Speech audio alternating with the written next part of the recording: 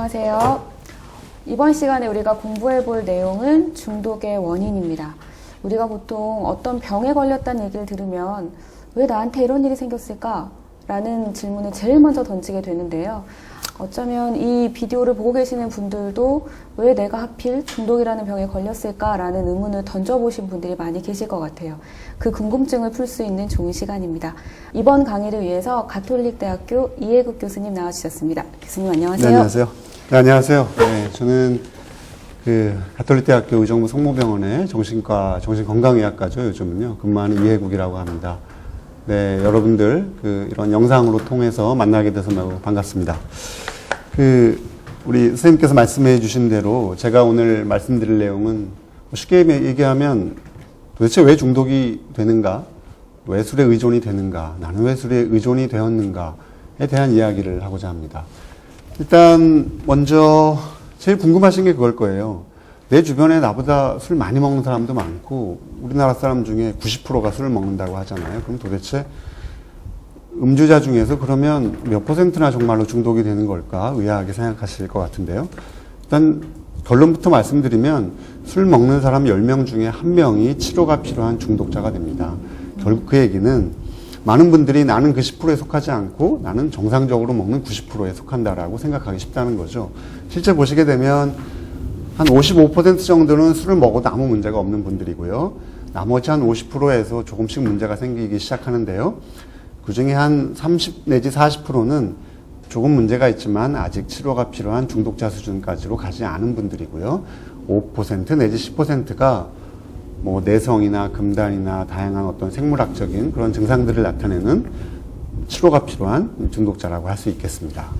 우리가 중독이 되는 대상이 술 말고도 사실은 담배나 도박 같은 것도 있지 않을까요? 그러면 담배나 도박은 얼마나 하는 사람 중에 몇 프로나 중독이 될 거라고 선생님 생각하세요, 혹시? 담배하고 도박이요? 예. 제가 담배 피우는 사람들은 정말 많이 봐서요. 네. 술보다 더 많을 것 같고 도박은 잘 못 봐서 좀 적지 않을까 이렇게 자, 생각이 보시면 드는데요. 한번 말려드릴게요. 실제로 알코올은 음주자 중에 10% 정도라고 하고요. 예, 도박은 사실은 중독성이 상당히 강합니다. 이용자 중에 한 40% 정도가 중독자가 된다고 하고요. 담배 같은 경우에도 중독성이 되게 강하다고 하죠. 흡연자 중에 30%가 중독이 된다고 합니다. 근데 이 얘기를 거꾸로 생각하면 그만큼 도박을 하는 사람은 적어요. 그렇기 때문에 도박을 하러 가려면 여러 가지 멀리 가야 되고 뭘 사야 되고 이렇잖아요. 그렇기 때문에 그만큼 그걸 다 뚫고 도박을 하는 사람들은 중독이 되기 쉽다는 건데요. 알코올은 너무나 구하기 쉽기 때문에 그만큼 많은 사람이 먹는다는 거예요. 그죠? 그렇기 때문에 오히려 이용하는 사람 중에 중독자는 좀 적을 수도 있다는 거죠. 그죠? 그래서 결국은 술을 마신다고 다 의존자가 되는 것은 아니고 같은 술을 마셔도 의존이 되기 쉬운 사람들이 분명히 존재할 것이다라고 우리가 알 수 있다는 겁니다. 예. 우리가 흔히 담배 피우는 사람들은 다 니코틴 중독이 될 것이다라고 생각하고 네. 술 먹는 사람들은 대부분 많이 먹으면 그죠? 네. 근데 생각보다 실제 중독이 되지 않고 건전하게 건강하게 먹는 사람이 생각보다 많다는 것이죠. 근데 결국 우리는 되게 내 주변에 다 나보다 많이 먹는다고 생각하는 이유는 결국 술을 좋아하시는 분들, 술을 먹는 사람들과 어울리게 되기 때문에 그런 어떤 그 생각의 왜곡이 발생한다고 알 수 있겠습니다. 예. 같은 술을 마셔도 의존이 되는 사람은 따로 있다. 이 어떤 사람들인지가 좀 궁금해집니다. 자, 이제 지금 그것이 이제 오늘의 핵심이고요. 그것을 알아야 우리가 나의 어떤 면을 내가 조정을 해야 중독자로부터 회복이 될 수 있을까를 알 수 있겠습니다.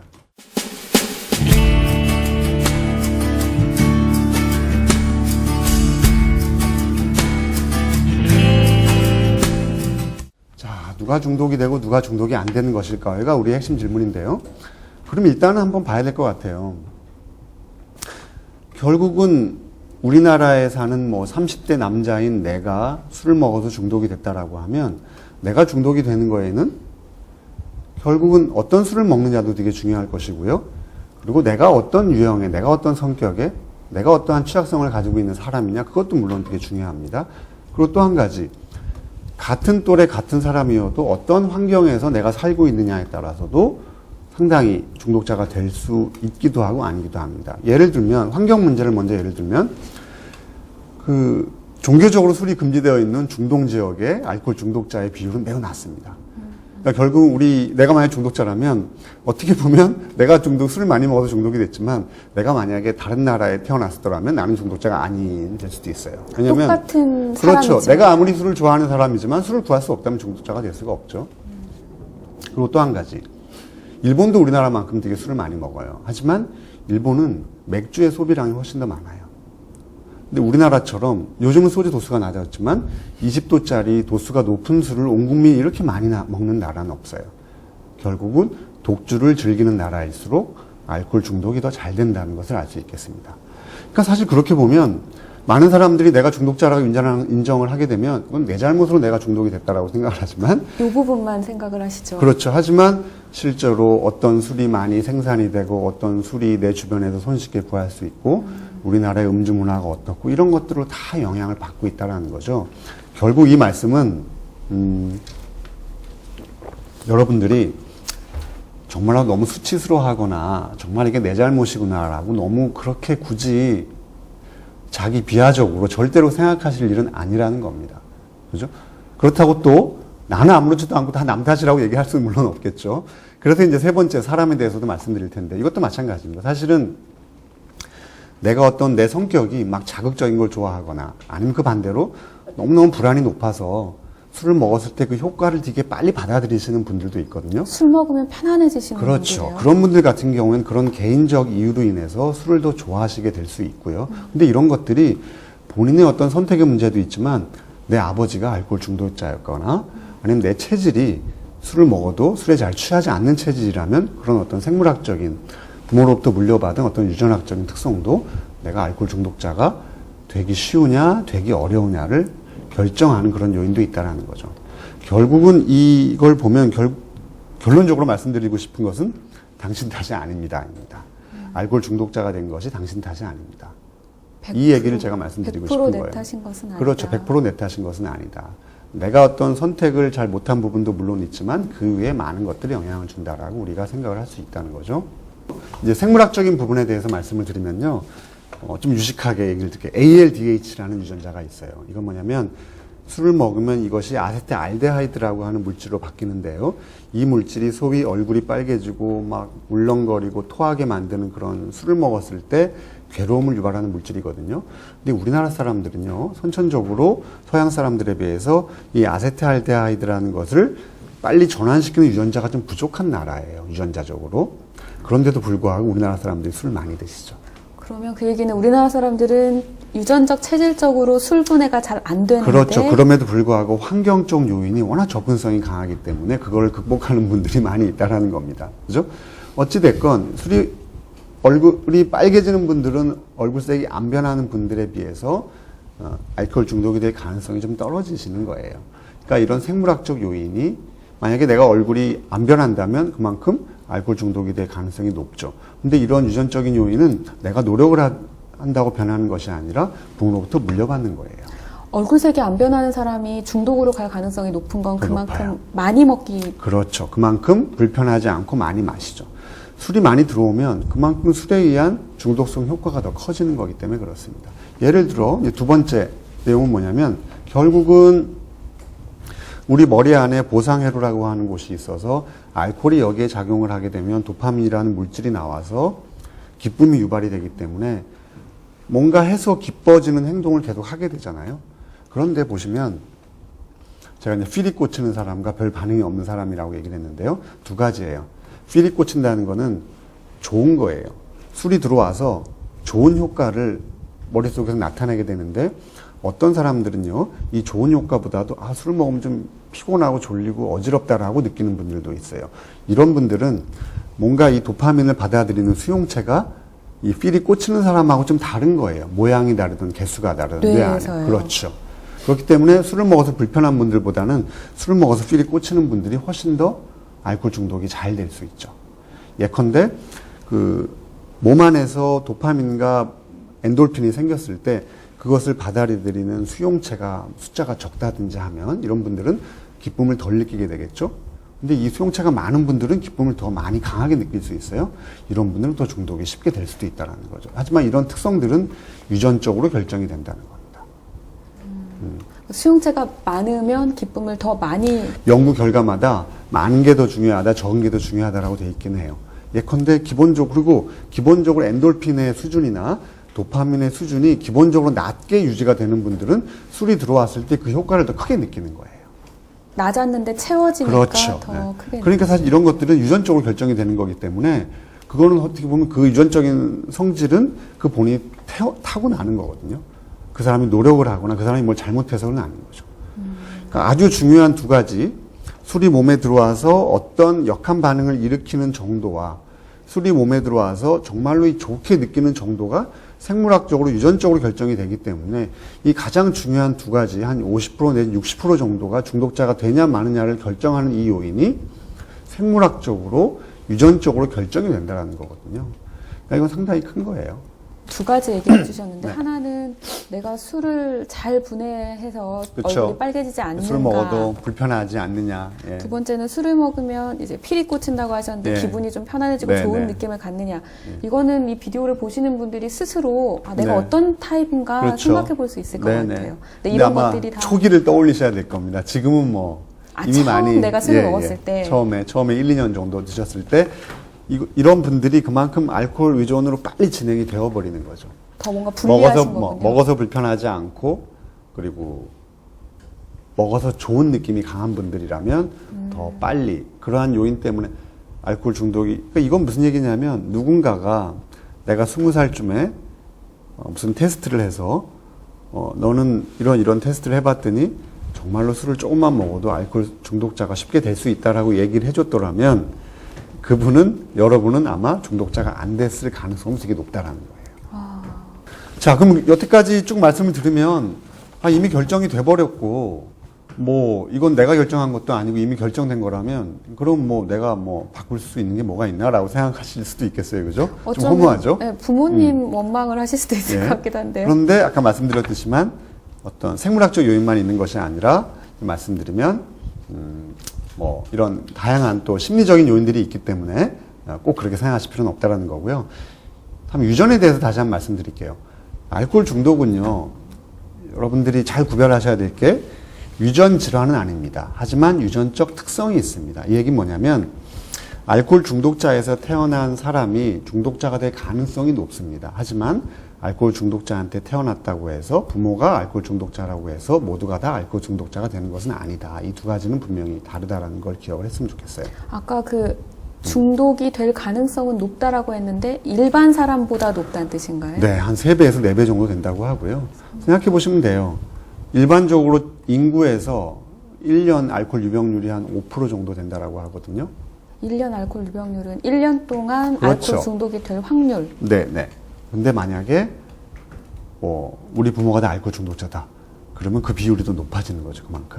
그만큼 더 조심을 해야 되는 거죠. 예를 들어서 말씀드린 대로 중독적 성향은 유전이 되지만 유전이 되는 중독적 성향은 또 다양하다라는 거예요. 술에 대한 반응, 그다음에 술을 먹었을 때 불편한 정도, 그리고 어떤 성격적인 특성 이런 것들이 다 유전이 되기 때문에 이런 것들이 복합적으로 작용해서 알코올 중독이 되게 만들기 때문에 여러 가지 요인들이 있다라고 이해를 해야 될 것 같고요. 예를 들면 친부모가 알코올 중독인 자녀와 양부모가 알코올 중독인 자녀 중에서 알코올 중독이 될 가능성이 높은 것은 무엇일까요? 한번 퀴즈를 한번 풀어보세요.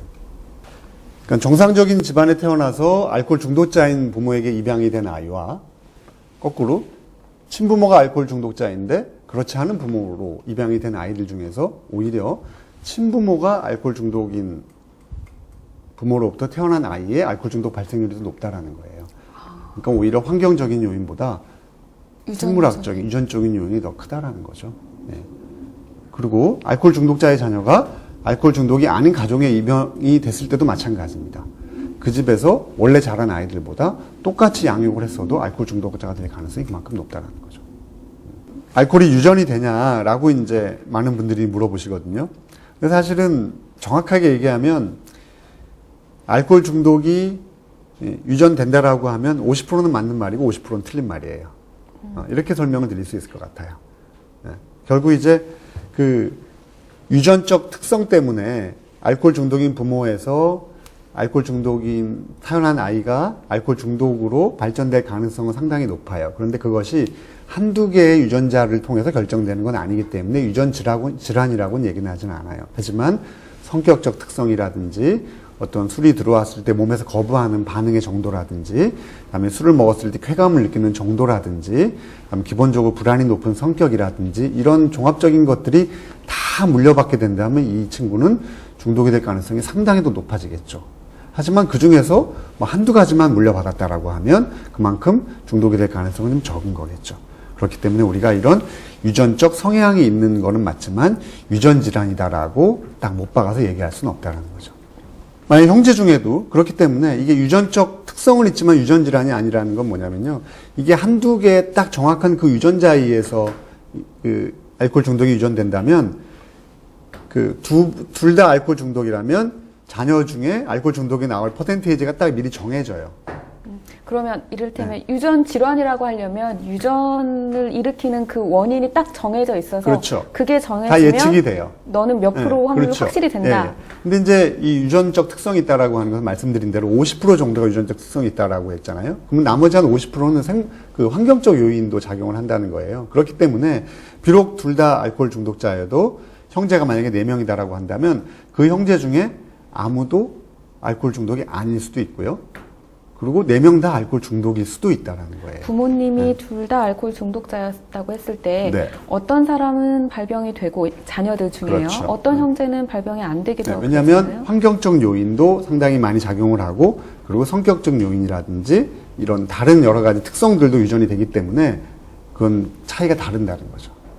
자, 다음 이제 우리가 술 얘기를 할 때 스트레스를 빼뜨릴 수가 없죠. 그 많은 환자분들이 여러분들이 얘기하잖아요. 아, 그 스트레스 때문에 술을 먹게 됩니다. 그럼 스트레스가 도대체 뭔데 술을 먹게 만들까? 이 그림만 봐도 막 스트레스를 받는 게 느껴지시죠, 네. 그죠? 결국은 스트레스를 잘 받는 사람이 중독에 빠지기 쉽다. 스트레스가 심한 게 결국 술로 많이 연결을 시킨다. 이건 솔직히 맞는 얘기입니다. 왜냐하면 실제로 스트레스라고 하는 거는 가장 쉽게 얘기하면 하고 싶은데 못 하거나 하기 싫은데 해야 되거나 그런 이제 머리 안에서 충돌이 일어나잖아요. 그럼 이제 스트레스 호르몬이라는 게 이제 생기게 되거든요. 그럼 스트레스 호르몬이 내려오게 되면 맥박도 빨라지고 근육도 긴장이 되고 그죠? 여러 가지 신체적인 변화가 일어나게 됩니다. 그러면 이 뇌 상태는 일종의 이제 활활 타오르는 거죠. 뇌가 막 타오르기 시작하는 거예요. 뭔가가 필요합니다.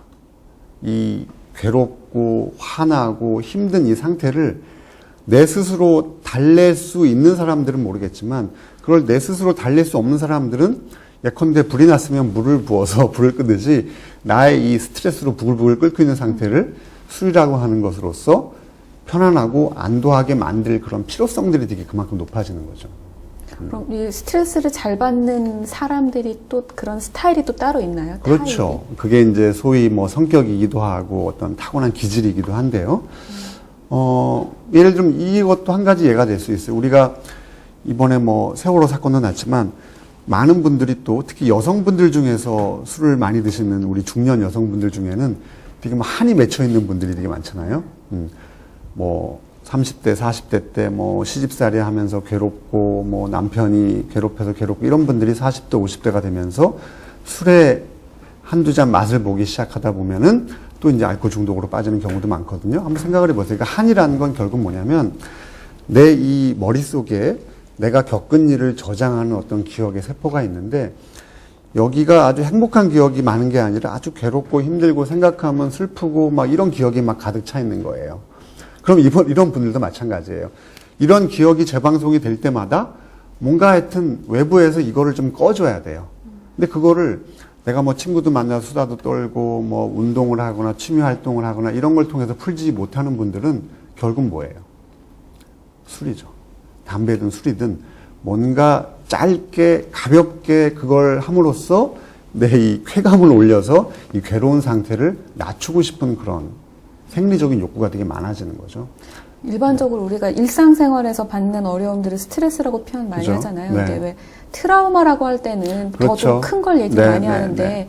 어렸을 때부터 이제 이런 큰 상처들을 그렇죠. 많이 받은 네, 사람들은 네, 네. 중독에 갈 가능성이 더 가능성이 커지나요? 좀 많아요. 성격적으로도 좀 감정 기복도 많이 생기게 되고, 그러니까 마음속에 내 머릿속에 어떤 감정이 항상 부글부글 끓는 상태가 되는 거죠. 그렇기 때문에 이런 분들이 만약에 어떤 술이 주는 어떤 안도감이나 쾌감에 노출이 되면 얼마나 좋겠어요. 이렇게 내가 괴로운데 술 한 잔을 먹으니 이렇게 편해지니까 얼마나 좋겠어요. 그러니까 결국 술이라는 걸 계속 선택을 하게 되는 거죠. 대표적으로 하여튼 이렇게 저희가 말씀드릴 수가 있고요. 또 결국은 보면 한번 비교를 해보자고요. 자, 생각을 해보세요. 내 머릿속에 내 감정내가 어떤 상태인가를 한번 생각을 해보면 결국은 내 감정내가 뭔가 불안정하면 뭔가 외부에서 빨리 그 감정내를 시킬 수 있는 술이라고 하는 것을 필요로 하게 된다는 거예요. 그렇죠? 그럼 이제 심리적인 이유를 보면 그 충동적인 사람. 뭐가 계속 막 튀어나오는 거예요. 다혈질. 예, 다혈질이죠. 그러니까 뭔가 빨리 해결이 돼야 되고 당장 이대로 안 되면 안 되는 거예요. 근데 그게 마음대로 안 되잖아요. 그러니까 자꾸 부딪히게 되죠. 그러니까 그만큼 심리적으로 불편한 상태가 되는 거고요. 두 번째로 우울하거나 불안하신 분들. 기본적으로 내 상태가 뭔가 스트레스가 많든 뭐가 어찌됐건 좀 우울하고 불안하다면 내 이 머리 상태, 내 감정 상태, 나의 스트레스의 그 상태 자체가 마찬가지로 부글부글 끓고 있는 거예요. 그러면 상대적으로 행복감이 많은 사람이나 여유가 있는 사람에 비해서 술에 노출되거나 노출되었을 경우에 그 어떤 술의 긍정적인 효과에 확 빠지게 될 가능성이 그만큼 높겠죠. 그리고 또 한 가지. 매사 자신감이 있는 사람들은 어떤 상황이 돼도 불안해지지 않을 거예요. 하지만 매사 자신감이 없는 사람들은 항상 뒤처져 있게 되거나 내가 잘할까? 잘할 수 있을까? 이런 불안에 시달리게 되겠죠. 마찬가지 불안이 높기 때문에 또 알코올 중독이 잘 빠질 수 있는 그런 위험성도 높고요. 우리가 트라우마에 대해서 얘기했죠. 그죠? 불안한 성장기를 경험한 사람. 어렸을 때 되게 행복하고 편안하고 그런 가정에서 자랐다고 느끼는 사람. 평범한 가정에서 자랐어도 내가 그렇게 느낄 수가 있거든요. 근데 평범한 가정에서 자랐어도 몇 가지 안 좋았던 기억들을 계속 곱씹는 분들이 있어요. 그런 분들은 나의 어떤 마음 상태가 항상 뭔가 불안한 상태가 되게 되겠죠. 그래서 그런 분들 같은 경우에 좀 술이라는 것에 더 쉽게 빠지게 되기도 하고요. 마찬가지로 이제 분노를 억압하는 분들, 그죠? 근데 이런 분들도 있어요. 아까 말씀드린 그런 화병을 앓고 있는 우리의 어머니들, 아주머니들, 그리고 직장에서 계속 스트레스를 많이 받지만 자기 주장을 잘 못하시는 분들이 돌아오면서 맥주 한두 잔 하던 게 결국 알코올 중독으로 빠지는 경우도 많이 있거든요. 그래서 분노를 적절하게 승화하고 푸는 사람에 비해서 분노를 꾹 억누르고 참는 사람이 얌전해 보이지만 술을 먹고 크게 무슨 사고를 친다든지 그리고 어느새 모르게 알코올 중독이라는 것에 빠질 수도 있는 겁니다. 가끔 보면 이 술을 안 먹고 있을 때는 말수도 적고 조용하신 분인데 네, 술을 그렇죠. 먹으면 평소에 못했던 말도 다 예, 하고 맞아요. 옛날 일도 자꾸 예, 생각난다. 예. 이런 분들은 분노를 억압하는 스타일일 가능성이 그렇죠. 크겠네요. 그렇기도 하고 인지적으로도 나는 항상 술을 한 잔 먹어야 분위기가 좋아지고 뭔가 얘기를 할 수 있어. 이런 패턴이 굳어지는 거예요. 그래서 그런 패턴을 저는 이제 중독되기 쉬운 라이프 스타일이라고 얘기를 하죠. 네. 뭐 하고 싶은 말이 있을 때마다 그럼 술 한 잔 먹고 얘기해야겠다. 그렇죠. 그런 것들이 딱 일종의 이게 짝짓기가 되어 있는 거예요. 대화 이꼴 술. 뭐 술 먹는 분위기 좋은 분위기. 이런 식으로 머릿속에 일종의 짝짓기가 되어 있기 때문에 이 고리를 끊지 않으면 언젠가 알코올 중독으로 빠질 가능성이 되게 높은 거죠. 우리나라의 술 문화는 제가 이제 가끔 외국을 나가보면 사실은 좀 너무나 허용적인 측면들이 있습니다. 사실 이거는 그래서 여러분들이 제가 이번 기회를 들어서 말씀드리고 싶은 게 술값이 올라가거나 아니면 뭐 12시 지나면 술을 못 팔게 하거나 아니면 술을 살 수 있는 시간을 제한하고자 할 때 여러분들이 적극적으로 이걸 지지해야 되는 이유가 바로 이런 겁니다. 여러 가지 연구를 보면 유흥음식점이 많은 지역에 알코올 중독자의 비율이 높다라고 하고요.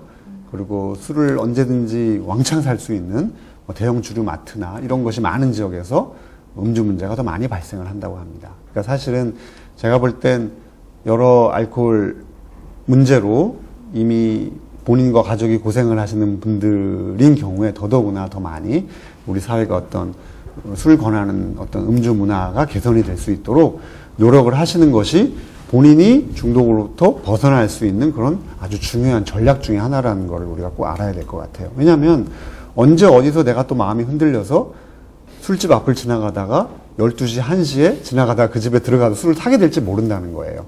만약에 그때 내가 술을 살 수 없다면 그만큼 나는 재발의 기회를 한번 재발하지 않고 지나갈 수 있게 된다는 그런 의미라고 이해하시면 될 것 같아요. 네. 자, 이런 사회적인 이유의 예를 들어서 제가 설명을 해드리면, 자, 보시면, 한번 보세요. 이게 이제 한국 나이에 따라서 그 알코올 중독자들이 얼마나 많은가를 나타내는 건데요. 이게 유일하게 이건 미국의 예인데요. 미국은 젊은 사람에서 알코올 중독이 많이 발생을 하고요. 나이가 들수록 급격하게 떨어져요. 여자들도 마찬가지죠. 근데 유일하게 한국 남자들만이 40대, 50대가 되어도 알코올 중독의 발생이 거의 떨어지지 않습니다. 이 얘기는 뭐냐면 외국은요, 사실은 주중에 술을 많이 먹지 않아요. 정상적인 직장인들이라면 주중에 술을 거의 먹을 수가 없습니다. 우리는 남자가 사회생활하다 보면 당연히 그렇죠. 술을 먹는다고 얘기하는데 특히 또 제일 많이 먹는 분들이 오히려 요즘은 적게 먹는 분들은 또 약간 줄기도 했어요. 근데 이제 주로 많이 드시는 분들이 어떤 분들이냐면 40, 50대 부장님들. 그죠? 중간 관리하시는 분들은 높으신 분들이 이제 막 젊은 사람들을 먹이기도 하고 하는 거죠. 그만큼 많이 먹어도 사회적으로 용납이 되기 때문에 그만큼 40, 50대 알코올 중독자가 많은 것이 우리나라라는 거예요. 결국은 이렇게 술의 허용적인 분위기 때문에 어떻게 보면 여러분들, 내가 40대, 50대 알코올 문제로 고생을 하고 있다라고 하면 그런 고생을 하는 이유가 바로 이런 우리 사회 구조적인 문제도 있다. 이렇게 말씀드릴 수 있어요. 그러면 어쩌면 이걸 보시는 분들 중에는 직장 생활하면서 열심히 회사 생활 한다고 하고 나중에 40, 50대가 돼서 보니 남은 게 알코올 중독. 그렇죠. 이런 분들 그럼요. 계시겠네요. 충분히 허용적이었기 때문에 오히려 이렇게 될 때까지 계속 술을 먹었다고 볼 수 있는 거예요. 또 한 가지 예를 들면 우리나라가 여자의 음주율이 최근에 많이 늘어나고 있다라고 하잖아요. 실제로 우리나라의 여성의 고위험 음주율은 남성의 3분의 1 정도 수준밖에 되지 않아요. 근데 제가 미국에 있을 때 연구한 결과인데요. 미국에 있는 한국 남자와 미국에서 사는 한국 여자의 고위험 음주율을 비교해 봤더니 동일합니다. 미국으로 똑같은 한국 여자인데 그렇죠. 한국에 있을 때보다 미국에 있을 때 더 많이 음주율이 마시게 높다는 된다라는 거예요. 그건 무슨 얘기냐면 미국처럼 좀 개방적이고 여성들도 일 많이 하고 남녀 평등 문화가 되게 강한 나라잖아요. 여자들도 남자들과 동등하게 충분히 술을 먹게 된다라는 거예요. 그래서 결국 우리나라도 미국처럼 점점 여성의 사회 진출이 늘어나고 여성이 술 먹는 거에 대해서 사회 문화적으로 되게 관대하잖아요. 그래서 제가 볼 때는 최근에 여성의 음주율이 늘어나고 있는 것도 그만큼 이러한 사회 문화적인 배경에 변하는 것에 영향이 있다고 생각을 하고요. 그래서 여성의 그 알코올 중독자도 지금은 남자보다는 적지만 이대로 가면 제가 볼 땐 남성하고 거의 비슷해질 가능성이 되게 많아요. 이 남녀가 평등해지고 여성의 사회 진출이 늘어나는 것 자체를 막을 수 없고 그렇죠. 그래서도 안 되기 네. 때문에 결국은 굳이 꼭 문제도 평등하게 경험할 그렇죠. 필요는 네. 없는 것 같아요. 이 술 권하는 네. 한국 사회의 문화 자체를 바꿔야 되겠다는 그렇죠. 생각이 드는데요. 네, 맞습니다. 그 다음으로 이제 우리가 자녀들에게 아마 중요한 얘기일 것 같은데요.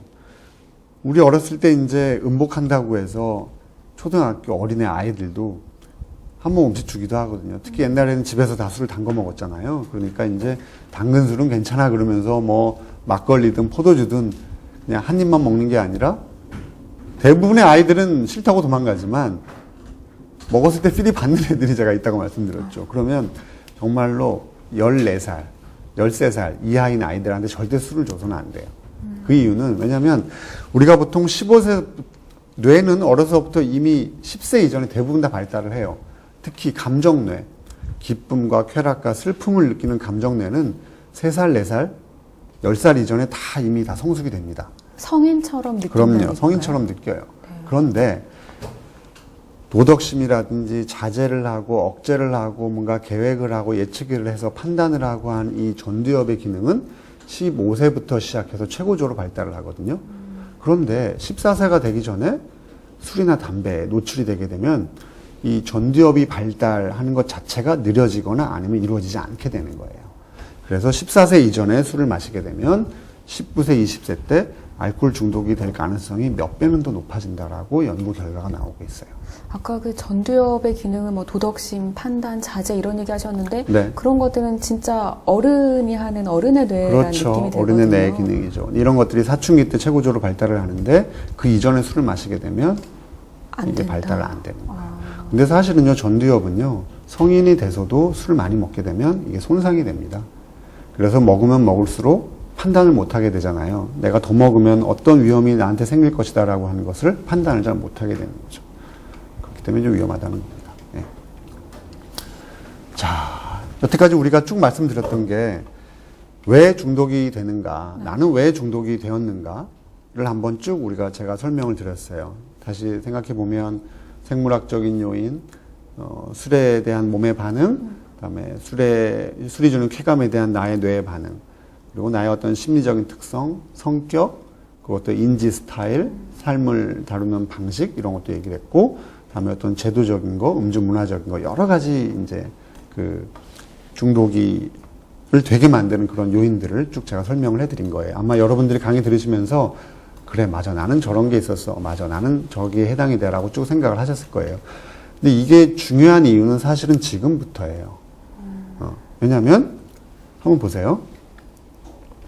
내가 만약에 스트레스를 잘 못 다루어서 중독이 됐다라고 한다면 여러분들 중에 이제 술을 끊고 단주로서 중독이 다시 되지 않고 생활을 하려고 하는 분들이 아마 많이 있을 텐데요. 그러면 결국 지금의 나의 상태는 술을 끊은 상태라면 지금부터 내가 다시 중독이 되게, 다시 재발이 되게 만드는 요인은 똑같다는 거예요. 생물학적인 요인, 개인적인 요인, 심리적인 요인, 환경적인 요인은 내가 처음에 술을 먹기 시작하던 때와 지금하고 거의 변하지 않았다는 거예요. 그러면 내가 술을 먹게 만들었던 그 여러 가지 요인이 내가 이제 그만 술 먹어야지라고 마음을 먹었을 때 그 똑같은 요인이 또 나를 술 먹게 할 수 있다는 그렇죠. 그렇기 때문에 이미 결정이 됐기 때문에 다 소용이 없는 게 아니라 지금 내가 어떻게 술을 먹게 되었는지를 잘 되짚어보고 그 하나하나를 이제부터는 잘 미리미리 준비하고 해결을 해야 된다. 이런 의미로 좀 우리가 강의 내용을 정리를 했으면 좋겠어요. 예를 들면 내가 스트레스에 약했다면 스트레스를 적절하게 잘 관리할 수 있는 전략이 필요하고요. 그리고 내가 어떤 자극에 되게 약하다. 그리고 술이 주는 쾌감에 되게 잘 빠져들었다라고 한다면 술을 먹게 만드는 다양한 뭐 접근성의 문제라든지 심리적인 문제라든지 술을 항상 같이 먹는 친구라든지 이런 것들을 어떻게 잘 차단할 건지 작전을 잘 세워야 할 것이고요. 그리고 내가 자존감이 좀 낮아서 항상 많이 위축돼 있고 그것 때문에 내가 많이 불안했다면 어떻게 하면 내가 스스로 자존감을 좀 잘 키워나갈 수 있을까에 대한 장기적인 전략이 필요하고요. 높은 접근성, 주변에 술집이 많고 항상 집에 술이 많은 그런 분위기와 환경이다라고 하면 어떻게 이런 것들을 잘 내 주변에서 없앨지, 거리를 둘지 이런 또 전략이 필요할 거고요. 그리고 대인관계에서 내가 술을 잘 거절을 못한다라고 하면 항상 나에게 술을 권하는 주변의 사람들을 어떻게 내가 잘 안 만나고 지낼 수 있을지 이런 것도 내가 익혀야 될 것이고, 그리고 술에 대해서 내가 어떤 긍정적인 기대를 가지고 있는 게 나로 하여금 술을 계속 많이 먹게 만들었다라고 한다면 어떤 치료자와의 상담을 통해서 어떤 술에 대한 긍정적인 기대를 어떤 객관적인 어떤 기대로 좀 바꿀 건지 이런 것들을 다 내가 어떤 치료적 상황에서 익히고 바꿔야 나갈 필요성이 있다라는 거죠. 네. 그러면 결국 잘 끊기 위해서 내가 왜 이렇게 중독이 되었을까를 생각을 해봐야겠네요. 네, 정확하게 맞습니다. 교수님, 어떤 분들을 보면 네. 20대, 30대 초반 이렇게 젊은 나이부터 문제가 생겨서 병원에 오시는 분들이 네, 있는가 하면 40, 50대까지 잘 지내시다가 뭐 은퇴한 이후에 문제가 생겨서 오시는 분들도 계시거든요. 똑같은 병인데 문제가 생기는 이 시기가 이렇게 다른 이유는? 그게 유전적 요인, 환경적 요인의 하나의 예일 수도 있는데요. 예컨대 10대 후반 정도 아주 어린 나이부터 술을 먹기 시작을 하고 그리고 부모 중에 알코올 중독자가 있으면서 그리고 어떤 술 먹었을 때 어떤 거친 행동이나 다툼과 같은 어떤 반사회적인 행동들 같은 것들을 보이는 유형의 알코올 중독이 있고요.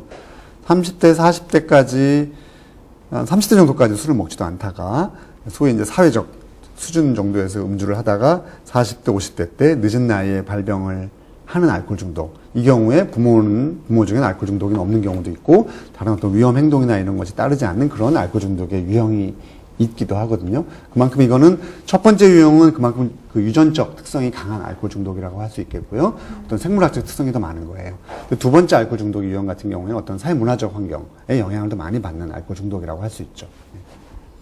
내가 중독이 된 이유를 우리가 쭉 리뷰를 한 이유가 같이 검토를 한 결론이 바로 이거예요. 제가 이제 말씀드릴 건데요. 결국은 회복이라는 건 뭐냐면 다시 내가 출발점으로 돌아온 거예요. 내가 중독자지만 나는 여태까지 중독자의 삶을 살지 않았다라고 생각을 가정을 하고 지금부터 나에게 새로운 삶이 놓여져 있는 거예요. 그게 뭐 10년이든 30년이든 40년이든 그러면 자 이제 나는 타임머신을 타고 내가 20대로 돌아왔다고 생각을 한번 해보세요. 하지만 내 머릿속에는 나를 중독자가 되기 쉽게 만드는 여러 가지 지식이 이제 들어와 있다라는 거죠. 그러면 나를 중독으로 몰아갔던 것들을 이제 다 내가 알고 있어요. 그죠?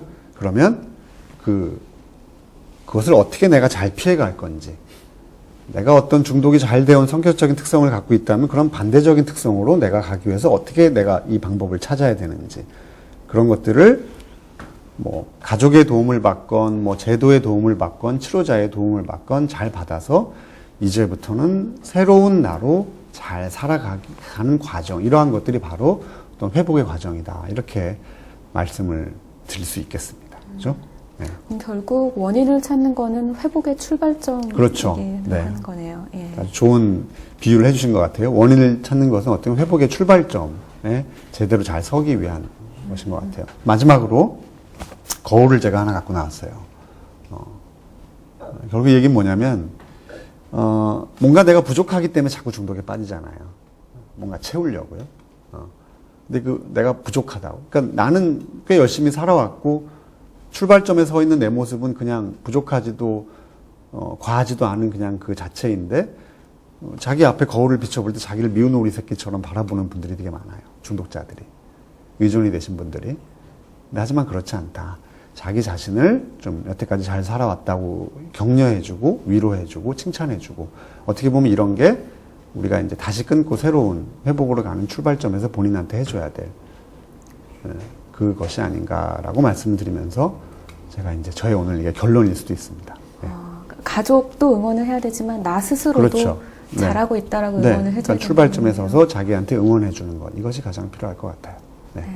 네, 지금까지 우리가 중독의 원인에 대해서 알아봤습니다. 말씀하신 것처럼 중독이 이미 됐는데 원인은 지금 따져서 뭐 하냐라는 게 문제가 아닌 것 같고요. 사실은 내가 왜 중독에 걸렸는가를 아는 것이 회복의 첫 시작, 첫 출발점이 아닌가 하는 생각이 들었습니다. 오늘 좋은 강의 해주신 교수님 감사드리고요. 네, 감사합니다. 오늘 강의는 이것으로 마치도록 하겠습니다.